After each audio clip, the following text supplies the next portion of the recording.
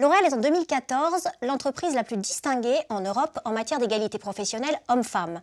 Nous sommes également la première entreprise à recevoir le fameux label Edge aux États-Unis.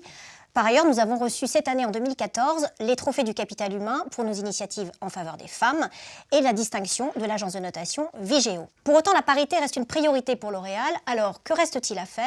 Pour en parler aujourd'hui, nous accueillons dans HR Time Marianne Pau, DRH L'Oréal France. Bonjour Marianne. Bonjour. Et Stéphanie Oueda, directrice diversité internationale. Bonjour Stéphanie. Bonjour Nadège. Marianne, où en est-on de la place des femmes? Quel bilan en cette fin d'année 2014? 60% de nos collaborateurs sont des femmes.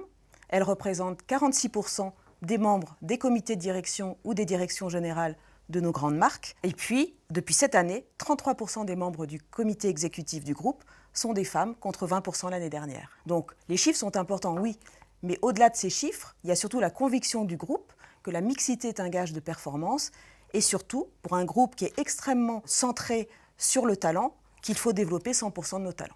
Alors la parité progresse, on le voit, et pour autant, pourquoi lancer aujourd'hui un programme en faveur des femmes, L'Oréal by Women? Parce que les femmes nous le demandent. Mes collègues DRH et moi-même sont très souvent sollicités par des femmes qui expriment des besoins spécifiques, notamment en matière d'accompagnement, qui se battent, oui, également chez L'Oréal, contre certains stéréotypes, et qui ont besoin de s'engager. Et puis certaines, un peu plus seniors, ont également ce souhait de contribuer à la promotion et au développement des plus jeunes et de transmettre leur expérience. Stéphanie, en quoi consiste ce programme précisément? Alors, L'Oréal by Women est né d'une volonté du groupe d'écouter les femmes. Nous avons donc créé des focus groups dans des pays aussi divers que le Brésil, l'Allemagne, le Maroc ou la France pour écouter leurs besoins, pour qu'elles soient vraiment acteurs du développement et du futur de L'Oréal. J'en profite vraiment pour dire un grand merci à toutes les collaboratrices qui ont fait partie de ces focus groups et qui sont donc partie prenante de cette aventure qu'est L'Oréal by Women. Alors Stéphanie, vous avez mené des missions d'écoute, le diagnostic est posé. Aujourd'hui, quelles sont les premières pistes de travail et les actions concrètes finalement?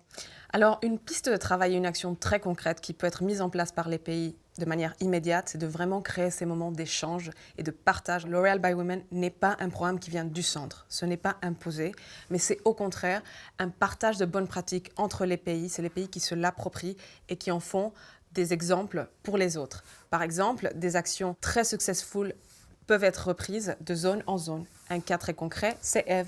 Le séminaire Eve, qui est un séminaire sur le thème « Oser être soi » et qui est développé en partenariat avec Danone en France et maintenant déployé à l'Asie. Des partenariats comme le forum Elle Active, organisé par L'Oréal Paris France, en collaboration avec le journal Elle.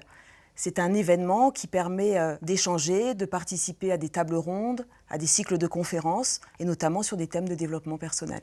Est-ce que finalement toutes ces actions concernent toutes les femmes ou simplement les happy few? Bien sûr que non, chaque femme a des aspirations différentes et l'objectif est de permettre à chacune de se réaliser, de développer son talent. Et la qualité de nos dispositifs RH dans nos différents pays est aussi un enjeu important pour permettre à chaque femme de se réaliser et de bénéficier des avantages de L'Oréal. Mais alors mesdames, les hommes dans tout ça, où sont-ils? Mais ils sont avec nous, enfin nous l'espérons. Non, sérieusement, c'est bien pour cela qu'on parle de mixité et de tous les talents. Nous avons besoin de 100% de nos talents. Merci Marianne. Merci Merci Stéphanie. Merci Nadège.